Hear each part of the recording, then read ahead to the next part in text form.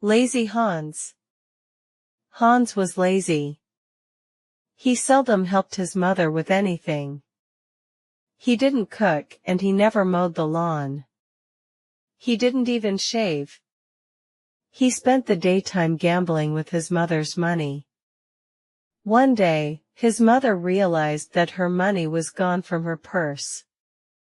"You're banned from my house," she shouted. "Don't come back until you've learned your lesson." Hans went to live in the forest like an outlaw. But it was cold, and Hans couldn't find food.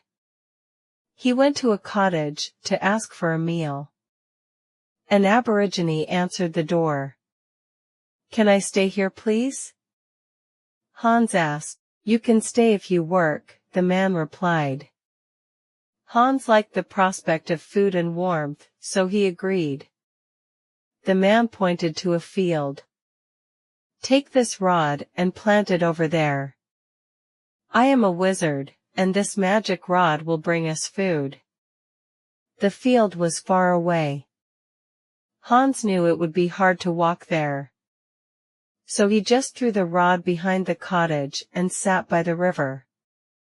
When daylight faded, he returned to the cottage and went to sleep. The next morning, the old man looked very fierce. "You didn't take the rod to the field," he shouted.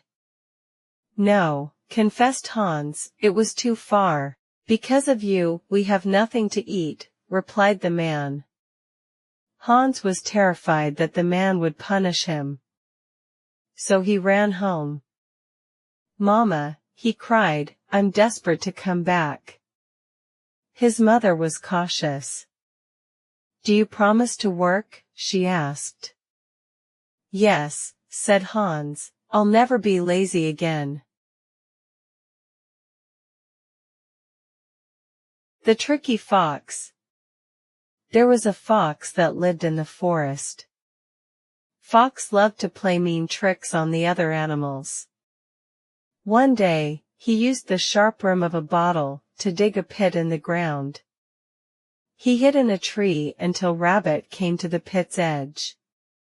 Then, he jumped out and pushed Rabbit into the pit. Fox laughed and ran away. The angry Rabbit climbed out and told the other animals what happened. The others said, "That is typical behavior for Fox. He does mean things all the time. Sometimes, he is completely immoral. We all disapprove of his actions, so we should teach him a lesson. Tomorrow, we'll push Fox into that pit." The next day, all of the animals hid near the pit and waited for Fox. Fox was oblivious to the hidden animals. He walked up to the pit to see if Rabbit was still trapped. Just then, the other animals ran up to Fox and pushed him in. All the animals laughed and cheered, except Fox, of course. Fox couldn't get out. The walls of the pit were covered in damp ivy. It was too slippery for him to climb out. He was utterly helpless. He moaned and began to weep. At last, he saw Eagle watching him from her roost. He yelled, "Eagle, please help me. If I don't get out of here, I will perish." Eagle said, "You may think your tricks are trivial, but you hurt others when you do mean things. I'll help you if you promise to be nice." Fox said, "I promise." Eagle began her flight to the bottom of the pit. She picked up Fox with her beak and soared out of the pit. She dropped Fox safely on the ground. Fox thanked Eagle and kept his promise. He was nice to the other animals. The animals even became fond of Fox, and the forest was a happy place. Monkey Island. In the middle of the ocean, there is a small island shaped like an arc. Here, monkeys play on the beach and in the trees. But how did the monkeys get there? Once, an English admiral was exploring Africa when he found hundreds of monkeys. The admiral's character was mean. He thought, I could sell these monkeys and become very rich. I'm going to take them to England. So the admiral set traps to catch the monkeys. He put stakes in the ground, tied string around them and made loops in the string. When the monkeys ran through the forest, their feet got caught in the loops, and they couldn't escape. Then the admiral put the monkeys in cages on his ship and sailed away. The cages were small and uncomfortable. There was no soft hay for the monkeys to sleep on. Instead, they slept on branches with sharp thorns that cut into the monkeys' flesh. For dinner, he gave them tiny pieces of sour grapefruit to eat. The monkeys grew hungry and weak. But one day, the admiral hired a new steward. He was a kind man with a good conscience. He was horrified to see the thin monkeys in the cages, so one night he let them out. The monkeys ran and played all over the ship.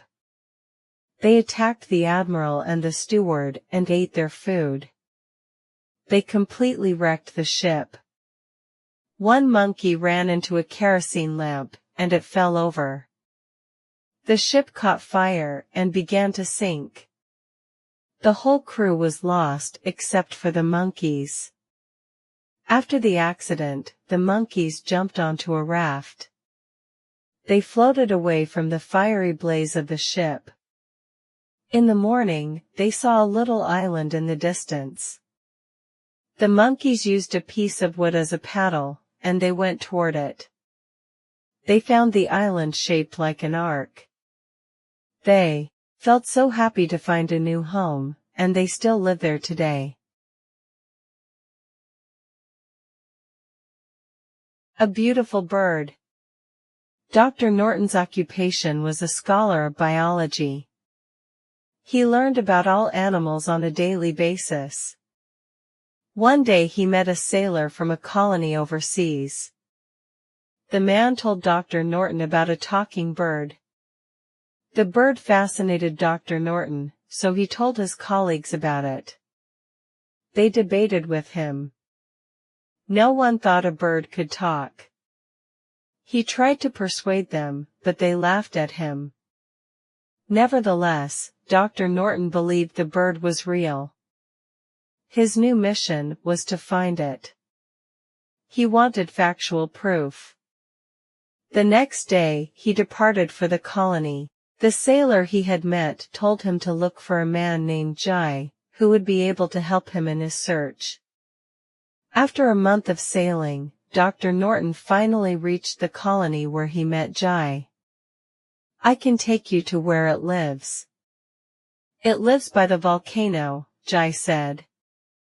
They left the next day.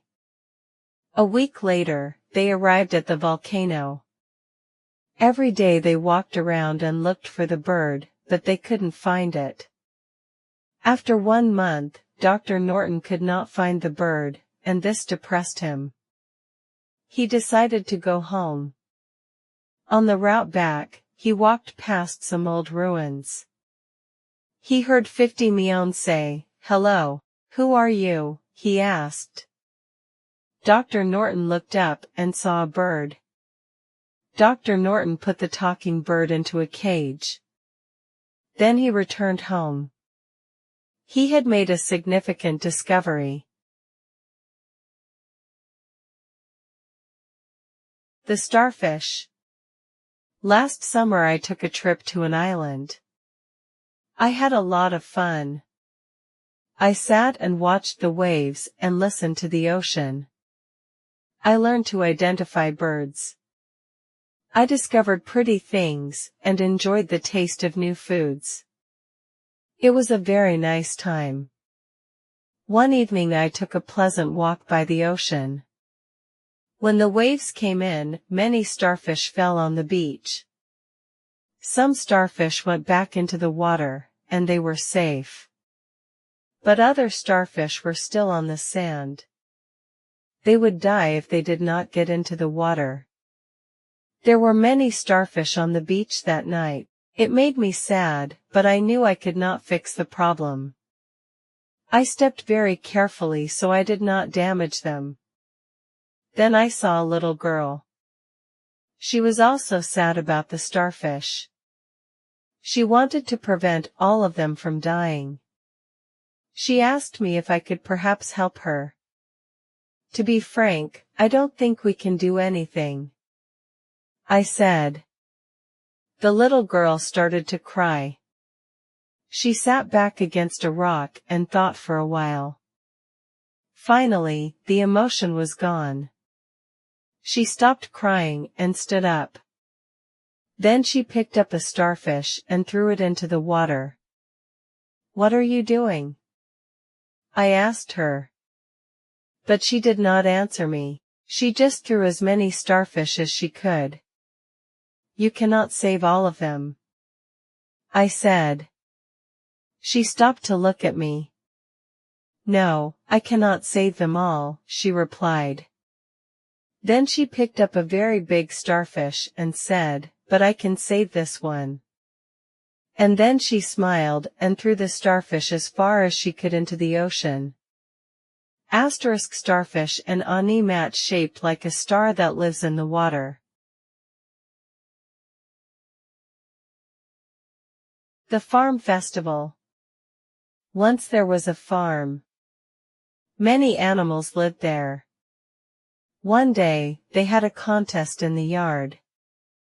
They were going to race from the barn to the farmer's garage. The barn and the garage were far apart. It would be a long race. The winner qualified to win a bag full of apples as an award. But the race did not start well. The cart with all the apples was not stable, and the animals had to repair it. Then the pup knocked over the apples. The pig yelled, "We are going to slip. We must clean up this mess." The pup felt bad, and she began to cry. The dog gave her a tissue to wipe her tears. Then the race resumed. But the duck tried to rob them and take all the apples. The cat said, "I will have you arrested."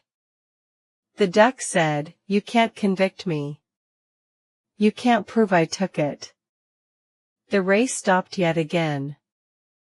The animals tried to race one more time. Then they heard an alarm coming from the barn. There was a fire. They got buckets of water to put out the fire. A journalist came to write a story about the festival and the race. The horse told her, "I am a special breed of horse. I would have won the race easily." The pig said, "It was somewhat hard to have the race. But we had fun. That is what's important." The Seven Cities of Gold. Many years ago, a Spanish officer named Coronado heard the story of 7 great cities. The walls of these cities are made of gold, his friends told him. The people eat meat from golden plates and dress in nice clothes, they said. They called these cities the 7 Cities of Gold. Were the cities real? Coronado never considered asking his friends. Coronado thought to himself, the things in these cities must be worth a lot of money. So he went to find the 7 Cities of Gold. He took along 300 men, many horses, and extra food. They headed west. Coronado wanted to achieve his goal very badly. Coronado and his men rode for many days. Then they saw some cities. "We found the 7 Cities of Gold," his men yelled, but Coronado wasn't happy. He had a different opinion.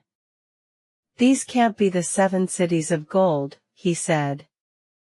"Look, they're made of dirt." Coronado was right.